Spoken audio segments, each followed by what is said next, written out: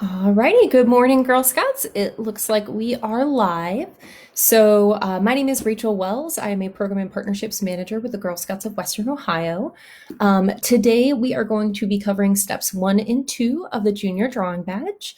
Even if you're not a junior, please feel free to join. I'm going to be teaching you guys some tips and tricks for drawing and getting the best use out of your materials. And then I'm going to show you guys different ways that you can add value or shading to a picture of a face. So we're going to wait just a couple more minutes, maybe 2 more minutes for people to get on. But if you guys want to comment in the comments where you're coming from and what your favorite artist name is, if you guys have one, I would love to see it. So we're just going to give it a couple more minutes for people to hop on.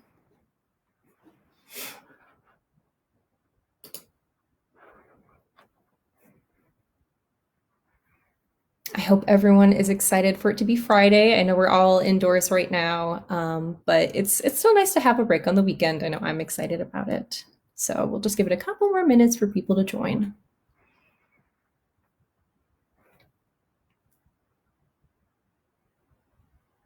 All right, we have some people from Ohio. Hello, fellow Ohioans. I hope you guys don't have snow. Up here in Perrysburg, we are having some snow right now. It's a little bit dreary, but next week we're supposed to get nice weather, so fingers crossed. So go ahead and comment where you're from. My name is Rachel Wells again. I am a Program and Partnerships Manager out of the Toledo area. And today we're going to be covering the Junior Drawing Badge. But like I said, if you are a brownie or a cadet, anyone can kind of join in on this and get some really great tips for drawing.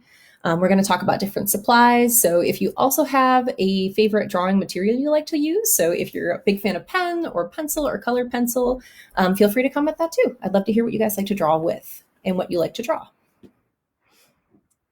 Lily, yeah, it's snowing right now. I'm hoping it stops, but it's sticking. My car is right outside my window and I can see it building up on my car right now, and it's like, it's snow in April. All right, we have some people from Texas and Virginia. Hello, hello, everyone. Salvador Dali. I really like Dali as well. That's that surrealist movement, which was in part reaction to World War I, if you guys didn't know that. There's some interesting history behind a lot of art. The cool thing about art is it usually lines up pretty well with history and what's happening, on the geopolitical stage at the time, what could be happening in a person's country. And art is a really good way to express that and reflect it. So I think we're going to get started, everyone. So my name is Rachel. Today we're going to be working on the Junior Drawing Badge. That's step 1 and 2. I'm going to show you guys a couple of different materials that I use to draw, and I'm going to show you guys how to do something called a gradient, and I'll have you guys practice this. So the first thing I want to go over is there are really common drawing materials that a lot of people are probably already using. I'm sure you guys have seen and used a mechanical pencil. So I don't know if you guys know, but there are different sizes of lead for mechanical pencils. This is a 0.5 lead. I really like this one for very fine details. So you might choose a different type of pencil for a different type of drawing that you're doing. So for something like a 0.5, this is going to be a really hard lead, which means that when you put down a line, it might be hard to erase. So a 0.5 is really good for laying down details in your drawings. It gives you a really crisp line, really crisp edge. So after blending, you might want to add in a little bit more detail with something like this 0.5 pencil. So this is just like I said, I'm sure you guys can see it, just a mechanical pencil. Other ones too, this is another mechanical pencil. You can't tell, but the lead is actually blue, and blue lead is what they tend to use in drafting. So architectural drafting, they'll use a blue lead, things like that. I kind of like it, especially if I'm working with colored pencils. If I'm laying down a drawing that has cool undertones, I can use a pencil like this, and it erases a little bit easier than a colored pencil, so I can get details laid down. I'm going to show you guys some cool pencils that a friend got me for my birthday. These are really gorgeous. They're like an artisan pencil set. When you get into art, you get excited about things like artisan pencil sets. And they have like a woody smell to them. They actually have a particular smell because of the wood that's used. But I'll pull these out so you guys can see them. These are Swiss-made pencils. They're really cool. I haven't used them yet. I'm sure you guys can tell that just because I'm so nervous. They're really nice pencils. I get a little bit too stuck on my materials and scared to use them. But You might want a pencil set like this, and you're going to see different things. So there's lead size, but there's also lead softness. So I have this pencil here, and these have been all different types of pencils you can use. I have this pencil here. This is a 2B hardness. You guys can kind of see, it'll look just like that. So it says 2B right there. And what that basically means is that this is a soft lead. So I'm going to show you guys really quick how a soft lead's going to work. So hopefully you guys can see, but I'm going to use my hard lead first. So this is that 0.5 lead. It gives you a really crisp, clear line just like that. And you can shade. This isn't too hard of a lead. It's just a very fine lead. It takes a little bit longer to shade. So we're just going to do very simple, almost cross hatches over that. And we'll talk about that technique in a second. So there's my little spot. I just kind of testing my materials. This is why we want to do something like a gradient square, which is what I'll show you guys, because it helps you feel more comfortable with your materials and to test them and feel how much pressure you need to put down to add value or to add shading to items. So when we describe shading, we're actually saying value. When you add a value to an image, it will give it depth. So that's what we do when we add value. So this is my softer lead. I'm going to show you guys really quick. It's a bit darker, if you guys can see that. A little bit darker because it's a softer lead, so it kind of gets on the page a little bit easier. The really cool thing about a pencil like this, and I recommend in your kit, which is an artist kit, I recommend getting a softer lead like this because this will lay down a lot of value very quickly. If you are interested in doing a drawing where you remove darkness from the drawing, so you put down your colors and then you use an eraser to add a little bit more light into it, a pencil like this is really good for it. So what I like to do with this one is it's for laying down a lot of color very quickly. I don't know if you guys can see in the back, a little cat sitting on the ground, but this is for laying that down really quickly. And what we want to do is on the page, we don't want to use the point. We're actually going to use the side of the lead here. And this pencil is a little bit different than those Caran d'Ache pencils that I showed you guys earlier. So let me grab one real quick so you can see. But do you see how in this pencil, there's the point of your lead, which is the part that you've sharpened, and then there's the wood of the pencil body right here. It's nice to have a graphite pencil this is just graphite, that looks like this because it means you can lay down a lot of that value very quickly. So what I like to do is instead of putting the point on the paper, I'll actually put the edge of a pencil like this on the paper. So I'll show you really quick how it kind of lets me lay down a lot of value to an image. So very, very quickly, I can start building shapes this way. So if I'm working on what we would call in the art world, it's a gestural drawing. So when you make art, I always recommend to draw from a reference. It's not cheating to draw from a reference. Drawing from a reference means that you're understanding the forms better, you're understanding how to create the image a little bit better, and it helps you to understand what you're doing. So if you are interested in making your own art, maybe if you like fantasy art, something like that, I still recommend always having a reference available, even if you're just looking for positions, different things like that.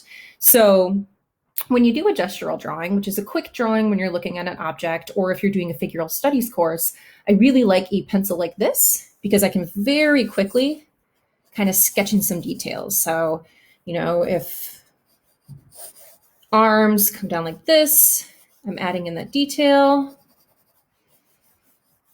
you know, different things like that. So you can really add in detail quickly with something like this. Maybe a hand down there. And then after you're done, so you can kind of see, it's kind of the shape of an arm. We can see the torso starting to come into play right over here. You know, maybe up into a neck just like that. You know, just getting those figural lines. And then you can start building from there. You can add, you can erase, a lot of different things that you can start doing. So what I want to show you guys next, you know, we've kind of explored some materials. We've explored pencils. I'm going to move on to my next page, and we're going to take a look at pens. And what we're going to do with our pens is I have a couple of different types of pens. I also really like drawing in ink. I personally like to draw. I was an art major in college, so I started out with a lot of drawing. Drawing was kind of my focus. When you go to school for art, you'll choose a focus. So whether that be 3D studies, painting, drawing, my focus was drawing in college. I moved a little bit more to mixed media, but when I do draw, I predominantly use colored pencil or I use ink in different types of pens. So I have a couple of different pens I want to show you guys here. So when you're using pens, it's almost a little bit more important to know what those different sizes of your pens are, because when we're using pens to add detail, we're looking for something called line weight. So the weight of the line, which might seem kind of strange and you're thinking, well, lines don't weigh more than the paper do. But what that basically means is it means, the thickness of the line. So when you put that pen down, so we'll use this as an example. This is a 0.5 pen. This is a brand called Muji. I tend to prefer Japanese brands for pens specifically because stationery is really big in Japan and they just have a really good handle on pen and pensmanship and different things like that. So when you're using something like a pen, you want to know what the line weight is. So I'm going to draw a couple of quick lines. And I don't know if you guys can notice, but those are really skinny lines. That's a 0.5, so it's a pretty small pen.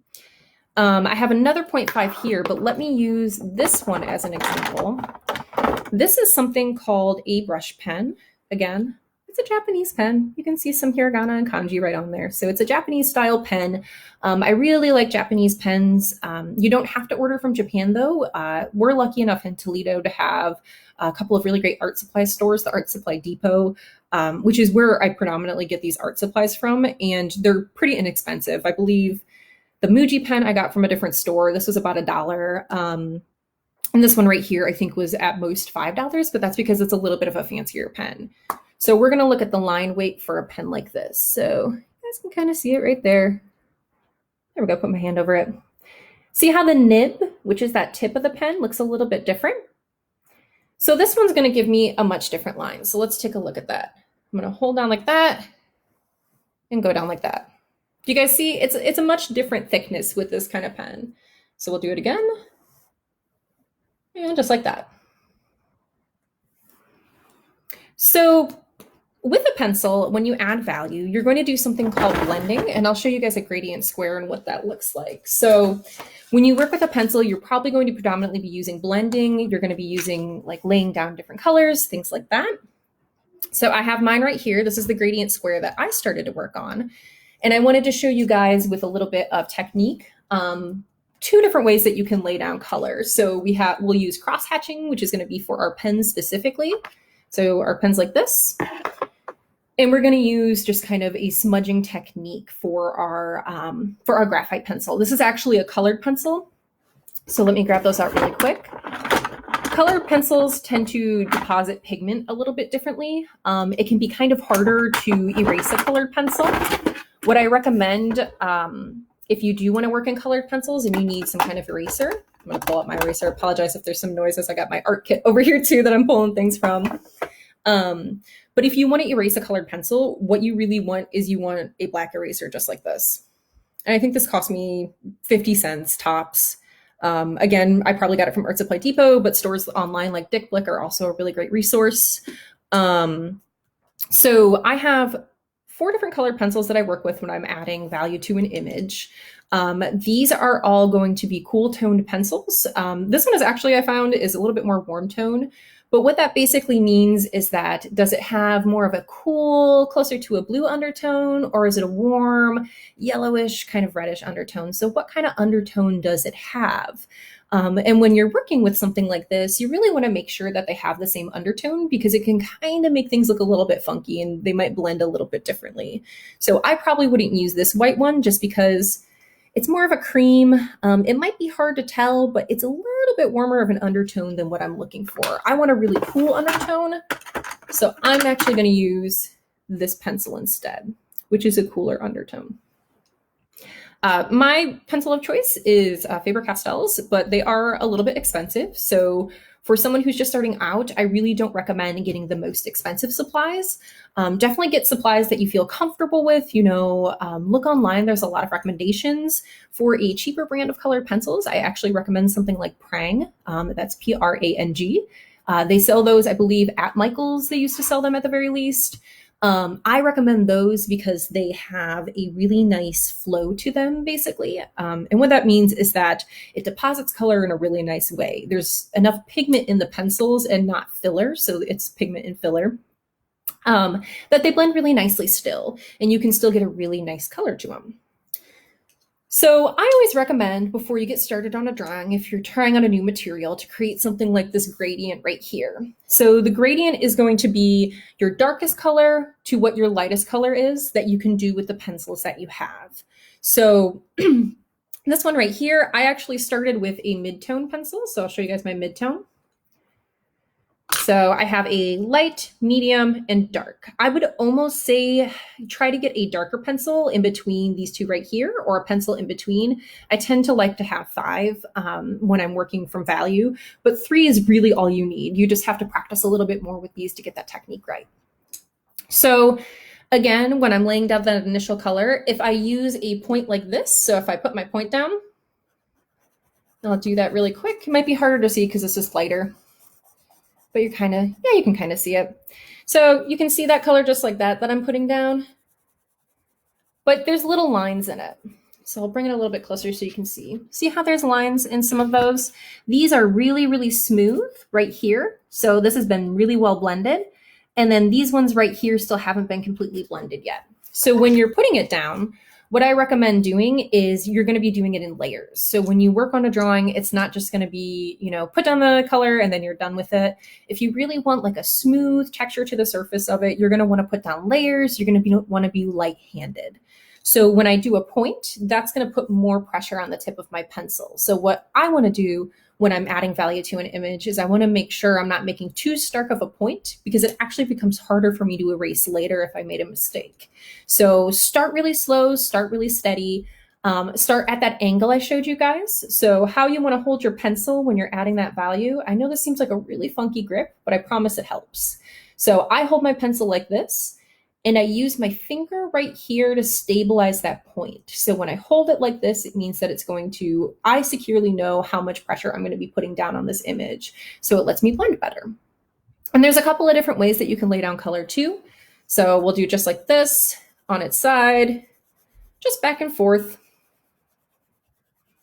Kind of see, I'm going to start blending this one out a little bit more, kind of add that lighter color in there. I'm going to get out this one too. So this is my medium tone. I'm going to add a little bit more color in here. And so you can do back and forth. It might be hard to see. You can do back and forth like this. But what I actually like to do is almost a circular motion. And the reason I like to do a circular motion is because it stops me from putting too much pressure down on my image. So I'm not putting as much down. It's letting me really control how much pressure I'm adding. So I'm doing that circle. It's using the edge of your pencil to also blend a little bit. But what you can also do when you're working with things like graphite or colored pencil, you can do this with oil pastel, chalk pastel, basically any kind of drawing tool that isn't a pen, is you can use something called a tortillon or tortillon. They look like this. It is a French word. I took Japanese in college, so I did not take French. So if I pronounce it wrong, I apologize. But it's also called a blending stump. So these you can find at Walmart. There's Artist Loft, the brand. They're super, super cheap, and I recommend getting them. And the cool thing about these two is mine is a little bit dirty, but that's okay. That means it's really good for blending darker spaces. So I can take this one in here, and again, I'm doing those little circles, and it's going to kind of blend that space a little bit more. Try to angle it this way. I apologize. I'm right-handed, so I'm covering the screen. So just like that, just keep blending.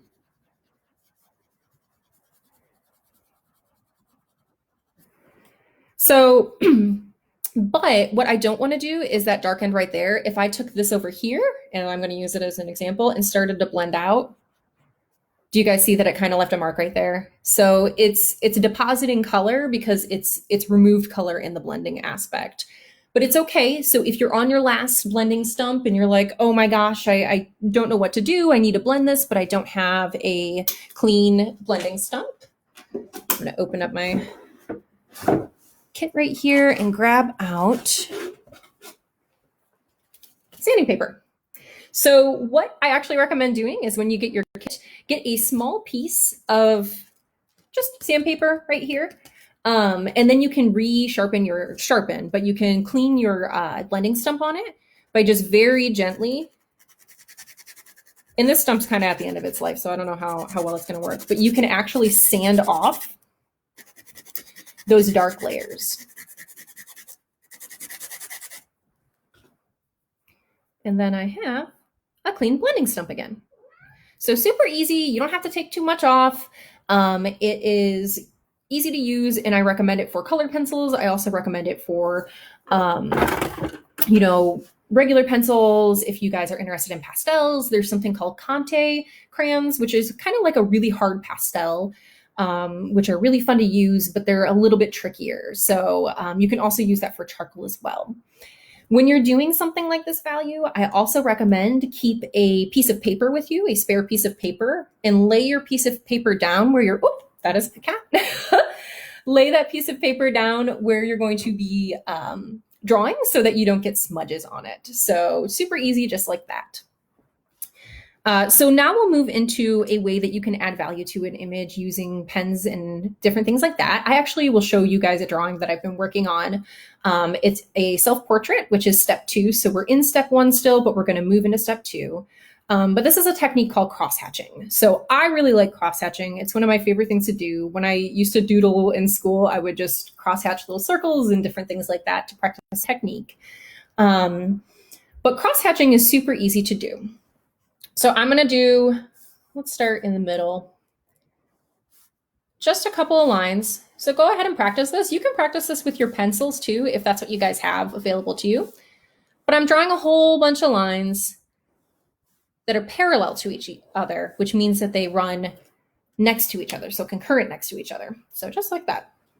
So I have my lines like that. And when I do cross-hatching, what I'll want to do is, it's like it says in the name. So there's a cross and a hatch. So it's just like this. So I would take like this and go across just like that. And that's closer to like a mid-tone value. Your value is determined with cross-hatching by how many lines you're doing and how close they are next to each other. So this would be more of a mid-tone shade that I would do. For something that's a little bit darker, more intense like this, I'm actually really quick, really close lines. Then I'm going to go the other way.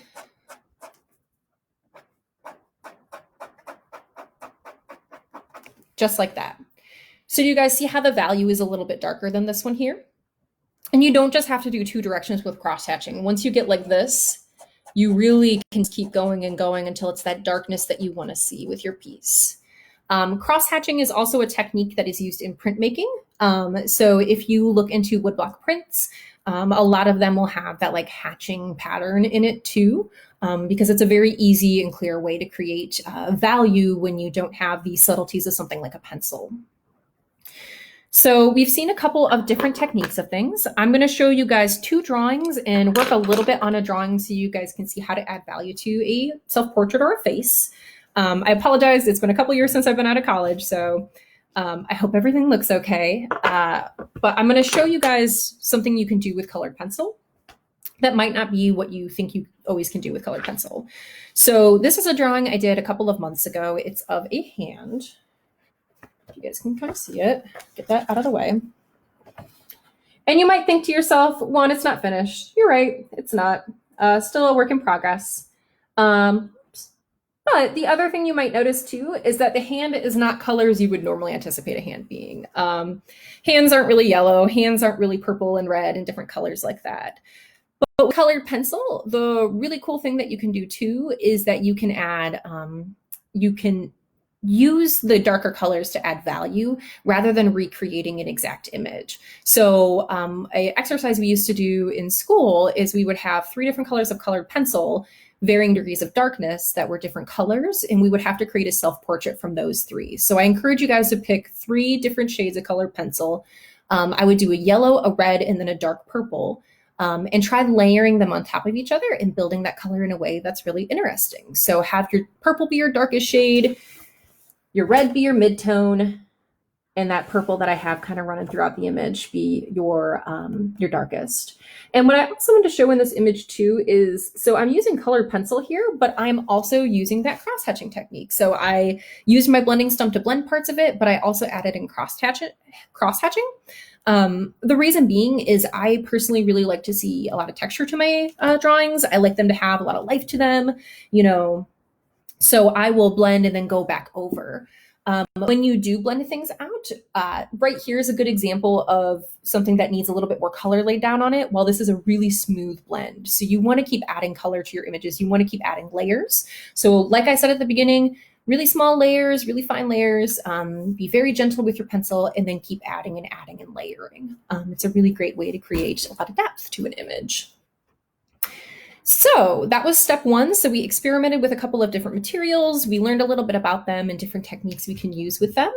And we're going to apply those techniques to an image. So here is a self-portrait that I've been working on for this workshop in particular. Kind of hard to see, just like that. So one of the steps is to create value in a self-portrait. So we have this one right here that I've been working on, and I've actually been using those three colors to do it. And one of the critiques I would have for myself in this image is that I'm a little bit scared to go darker. So this is something that's really common with a lot of younger artists. Even I fall into this trope sometimes too, and to loosen myself up to feel more comfortable with going darker and using darker values would be to get something like charcoal. Charcoal is an amazing tool. You know, it's really messy, it's really scary to get into, but once you do, it's a really, really cool experience. I recommend charcoal to help you get out of that comfort zone. But I have my self-portrait right here. So one of the things that I recommend if you're doing a self-portrait is, of course, have a mirror next to you. So I have a big square mirror that I got from IKEA that I keep next to me and prop up if I'm doing something like a self-portrait. But I actually did this self-portrait from an image right here. And so what I recommend doing is when you're working in values and you're not working with colors, and I really recommend starting out with values first. Do it in grayscale, do it in black and white, so you can understand the different not colors, but the different tones in a face and the different weight of shadows, things like that. Start in black and white, start with a photo, and either use on your computer to change the photo to grayscale, and then do something called increasing the contrast. So increase the contrast, make it grayscale.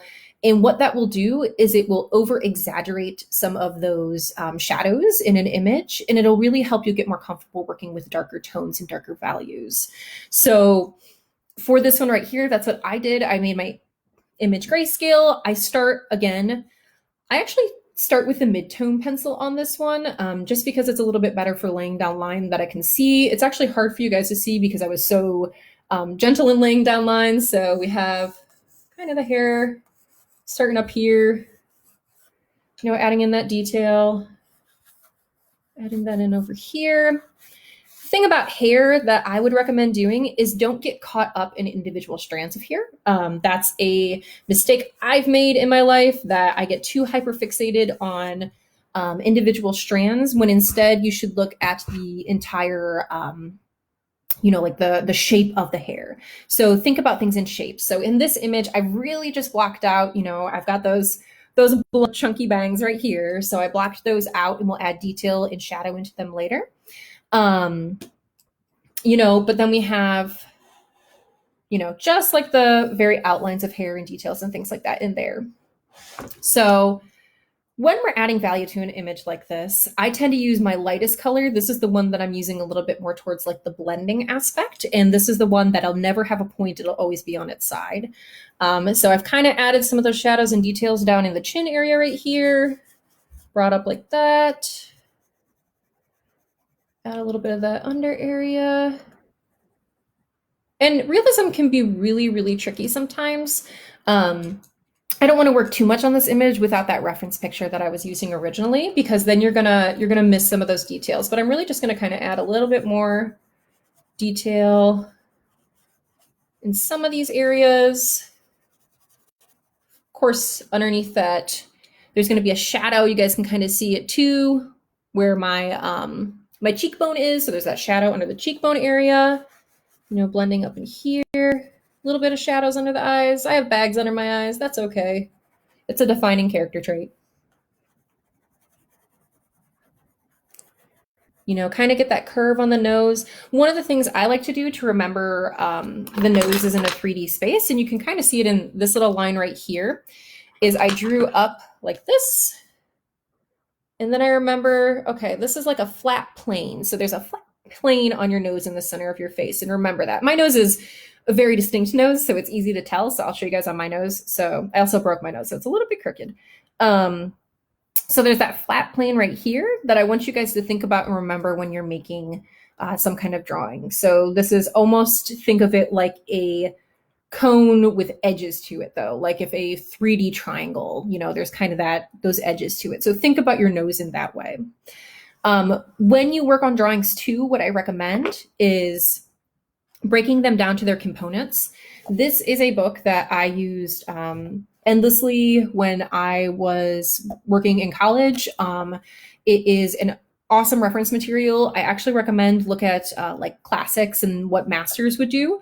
So look at Da Vinci's drawings, look at you know, some of those classical artworks and see how they break down the shapes. And I'll use as a great example. This is breaking down like the shape of the human skull and understanding where shadows are and where the nose lies and all of these details that you wouldn't really think are there, really focusing on the shapes that create these images. Here's another great example of how he breaks down the face into pretty simple shapes.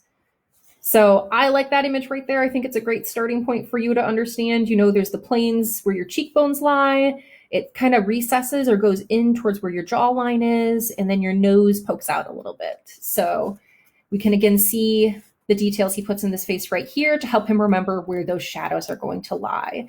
And again, he's using these techniques. This is George Bridgman, who made these drawings. You can see how he's using these planes. So they're kind of talking about the planes right there. And he's cross-hatching as well as adding shading in different ways. So I use cross-hatching in my images just to add that textural element, but it's really great from when you're first laying down that color and things like that, or adding that value. So that is step 2, kind of showed you guys how to add value to a face, the different techniques we would use to add value to a face. So remember, if you're working for a self-portrait, I recommend doing a picture first. Drawing from life is a little bit harder. It's still a really great thing to do, doing still life, setting out a couple of different fruits that you have, setting out some dishware. You know, this is a perfect example right here. This mug is almost a perfect cone. It actually tapers a little bit at the top, so you'd have to pay attention to that. But this is a great way to practice cylindrical shapes. Cups are really good for that. And what we're also going to do is we're going to pin a comment to this page with 3 different videos for you guys to complete steps 3, 4, and 5 with. So we did steps 1 and 2 today. And then there will be a pinned comment in our comment section, so look for it. That'll cover the other 3 steps. So the next step is going to be perspective. So it'll talk about 1-point perspective, 2-point perspective, and 3-point perspective. So practice perspective. You can use drawing your room as an example of perspective. So I want you guys to kind of try out perspective. I recommend starting with cubes flying in space. You can color them how you want to, you know, but remember, we're looking at value and we're looking at perspective. And what perspective basically is you know, how do objects show up in the space that they're in? You know, as objects move further away from us, they actually taper away in our eye view. So you'll see that when you watch this perspective video to understand that a little bit better. Step 4 is going to be designing a logo or designing a new cover for your favorite band. I am going to have a video posted in the comment that is going to be specifically about brand logos. So it's 5 different tips to create a successful logo for something. So it's going to talk about color. It's going to talk about feeling. It's going to talk about how will a person react to these images and how can you make it in a positive light. So usually logos and branding, you're trying to get your customer to feel good about a brand. So think about things like the Coca-Cola logo, think about the Pepsi logo, and how successful those are and how they make you feel. So when you do that for step 4, so that's create a logo or recreate a new cover for your favorite album. And then step 5 is a really interesting step. This may seem kind of crazy to you guys, but in college as an art student, we have to take something called gallery practices.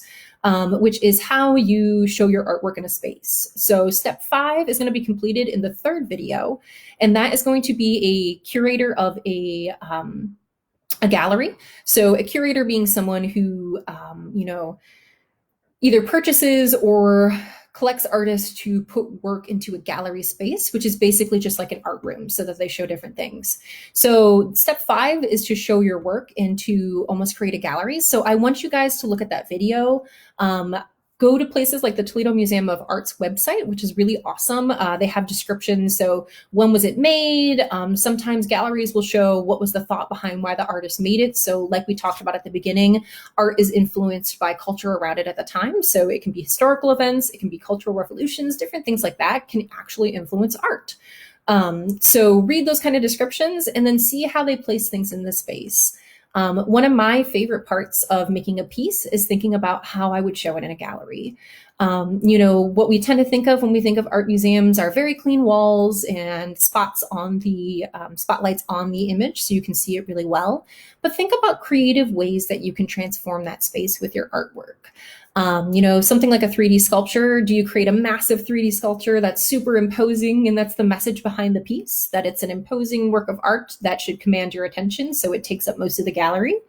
Or do you prefer really neat and precise artwork hung on a wall so that you can clearly see what the piece is, you're not distracted by anything around it, and you can see it in that way? So I want you guys to finish steps 3 through 5, super easy. Just watch those videos, make a couple more sketches. If you guys work on a self-portrait, like we talked about, so making that grayscale image and increasing the contrast, please feel free to comment on this post even after the video's done and show your artwork. We would love to see it. And if you're tuning in and you are not a Girl Scout, then welcome to the club. We're always accepting new members, so please join us on Girl Scouts of Western Ohio. Go to gswo/join if you're interested in joining us. We are going to have another video at 2, just like we always do. So I can't wait to see you guys there. So I hope you have a wonderful day, and I hope the snow goes away soon. So bye, guys.